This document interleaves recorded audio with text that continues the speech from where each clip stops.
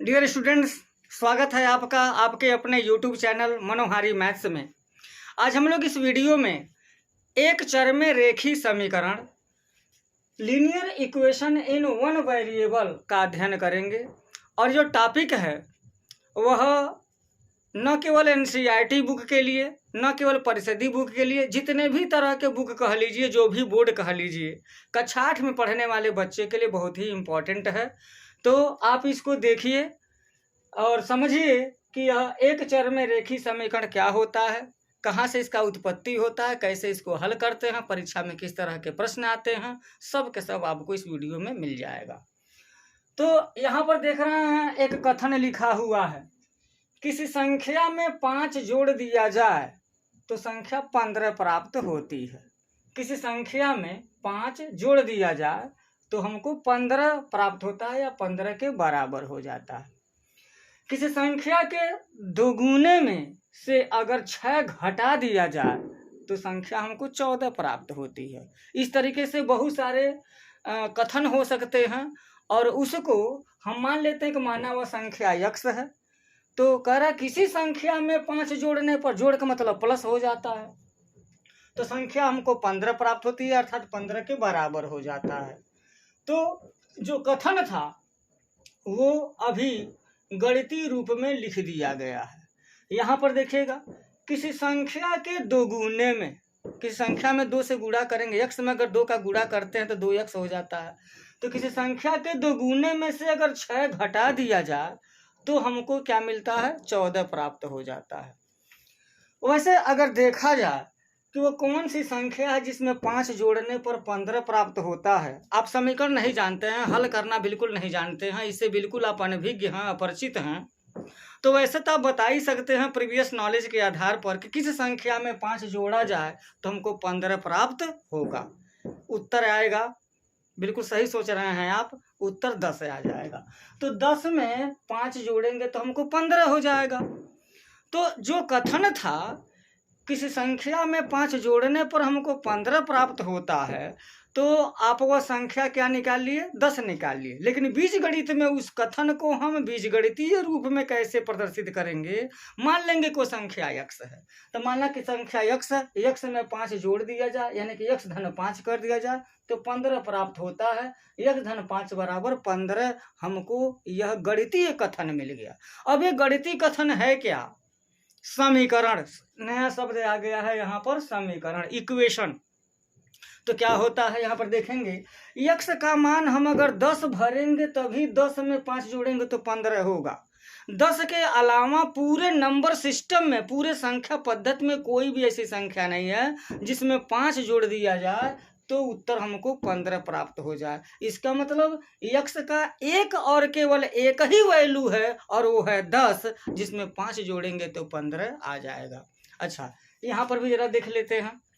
वैसे अनुमान लगा करके हम देख लेते हैं, आगे आपको इस वीडियो में हल करने के लिए विधि भी बताई जाएगी। यहाँ x किसी संख्या के दोगुने में से 6 घटाया जाए तो 14 प्राप्त होता है। थोड़ा सा ऐसे जोड़ घटाना गुणा भाग अगर करेंगे, आप दिमाग दौड़ाएंगे तो संख्या हमको 10 मिल सकती है। 10 में 2 का गुणा करेंगे तो 20 हो जाएगा, अब 20 में से 6 घटा देंगे तो 14 हो जाएगा। तो इसका मतलब यहाँ पर x बराबर 10 के अलावा अगर कोई संख्या लिखें तो क्या उसमें उसके दोगुने में से 6 घटाएंगे तो 14 प्राप्त होगा?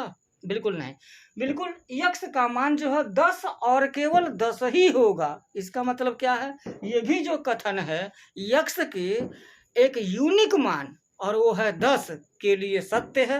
तो कह दिया जाएगा यहाँ, ऐसा कथन जो चर के एक निश्चित मान के लिए, एक और एक ही मान के लिए या निश्चित मान के लिए सत्य होता है, ऐसे कथन को समीकरण अथवा इक्वेशन कहते हैं।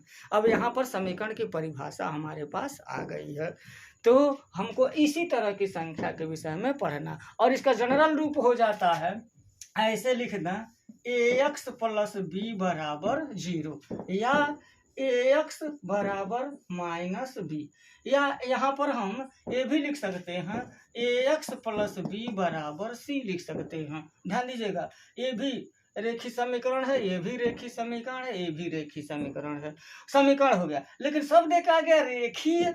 अब रेखी का मतलब क्या होता है आप देखेंगे। रेखी समीकरण होता है, द्विघात समीकरण होता है जिसको आप वर्ग समीकरण भी कहते हैं, और त्रिघात समीकरण भी होता है, आगे आप भविष्य में पढ़ेंगे। लेकिन अभी मैं बता दूं इसका जो पहचान है, यहाँ पर जो यक्स है, यक्स की वैल्यू पावर यहाँ पर 1 है, यहाँ पर भी पावर 1 है, यहाँ पर भी पावर 1 है। तो ऐसा समीकरण जिसके चर की घात 1 होती है उस समीकरण को रेखीय समीकरण कह देते हैं। और आगे आप पढ़ेंगे जब रेखीय समीकरण होता है, 10th क्लास में पढ़ेंगे, जब आप रेखीय समीकरण का जब ग्राफ खींचते हैं तो उसका ग्राफ एक सरल रेखा आता है, इस वजह से भी इसको रेखीय समीकरण कहा जाता है। तो ये हो गया हमारा जनरल रूप हो गया, रेखीय समीकरण का जनरल रूप, इसको आप याद रखिएगा। यहाँ पर एक लिखा नहीं जाता है बल्कि समझा जाता है। प्यारे बच्चों, अभी आप छोटे हैं, क्लास अर्थ में हैं, तो बड़े ध्यान से इसको अपने मन में, रेखीय समीकरण का जो फोटो है, जो छवि है, उसको अपने मन में बिठा लीजिए। कहीं पर भी ऐसा दिखेगा तो आपको पहचानने में दिक्कत नहीं होगी। तो आइए अब हम चलते हैं, रेखीय समीकरण को कैसे, कितने रूप के हो सकते हैं और कैसे उसको हल किया जाए, इसको भी हम लोग जान लेते हैं। तो इसको मैं मिटा देता हूँ।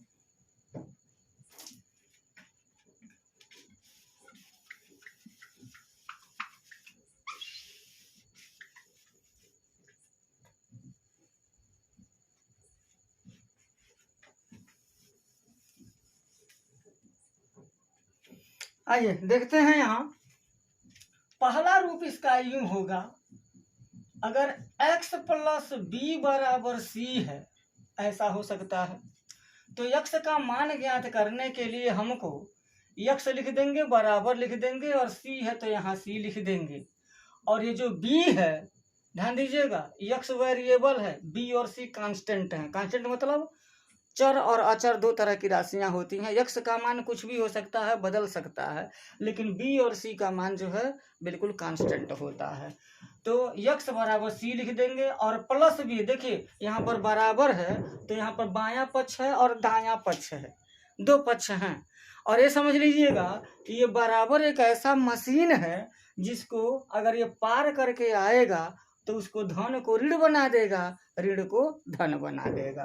तो यहाँ पर b के पहले धन भी लिखा है, इसलिए यहाँ पर ऋण भी हो जाएगा।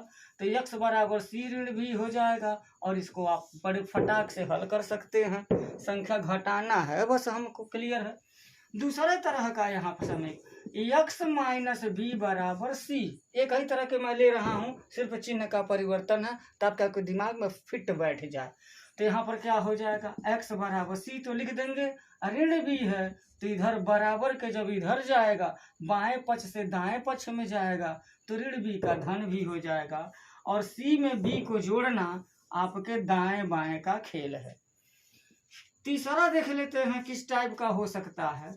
यहाँ x गुणे b बराबर c है अगर, तो क्या हो जाएगा, x बराबर c तो रहेगा ही, और ये गुणे भी है तो गुणा जो है भाग में बदल जाएगा, बटे c हो जाएगा।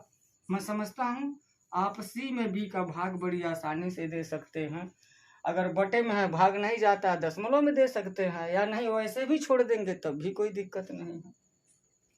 चौथा जो हमारा रूप होगा, x भागा b बराबर c, तो ऐसे दशा में क्या हो जाता है, x बराबर c हो जाएगा, और यह भागा b है, जब बराबर की इधर आएगा तो गुणे b हो जाएगा।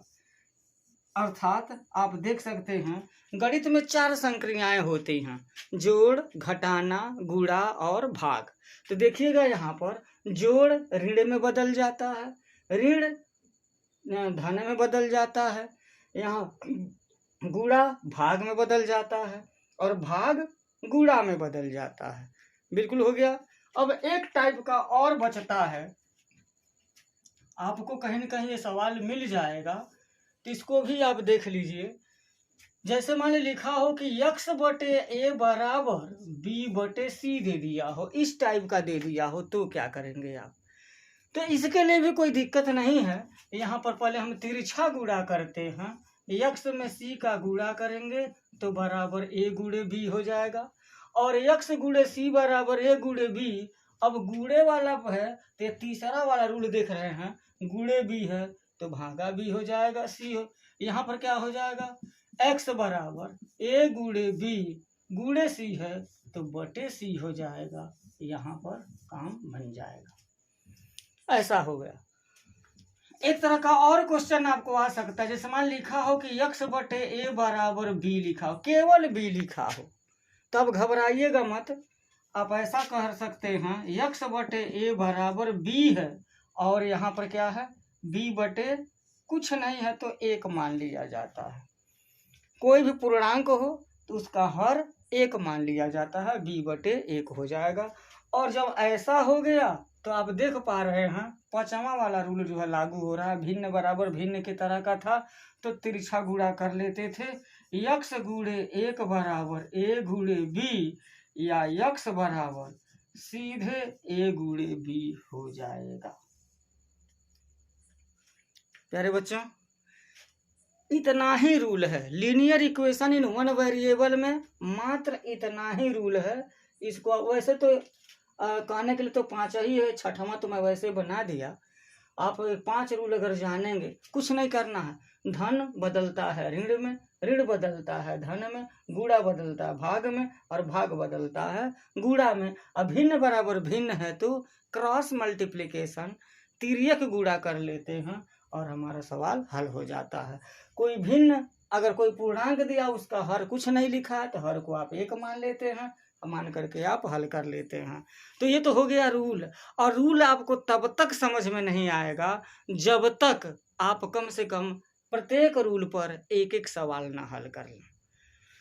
तो आ जाएंगे यहाँ एक छठवें सातवें तरह का एक क्वेश्चन में बता मन में आ रहा है, उसको भी देख लीजिए। जैसे मान लिखा हो ax प्लस बी बराबर सी दिया हो, ऐसे दे दिया हो। देखिए इस तरह का तो कोई क्वेश्चन नहीं है। x का गुणांक हमेशा जो है एक एक माना गया है, यहाँ पर x का गुणांक a आ गया है तो आप क्या करेंगे, परीक्षा में प्रश्न आ सकता है ऐसा। तो क्या करेंगे, सबसे पहले लगेंगे आप सोचने के गुणा है तो पहले भागा कर दें, क्योंकि सर जी ऐसा ही बताए हैं। ऐसा नहीं करेंगे, सबसे पहले ax प्लस बी है तो ax बराबर c माइनस बी कर लेंगे, 80 में से b को घटा लेंगे। घटाने के बाद जो राशि आएगी तो फिर विचार करेंगे a और x का मतलब a गुणे x होता है, a गुणे x बराबर c ऋण b। तो x का मान अगर ज्ञात करना है तो c ऋण b बटे a हो जाएगा। इस तरह से आप इसको हल कर सकते हैं। तो जब एग्जाम्पल आएगा तुरंत आपको समझ में आएगा। आइए एक एक सवाल पर एक एक एग्जाम्पल देखते हैं।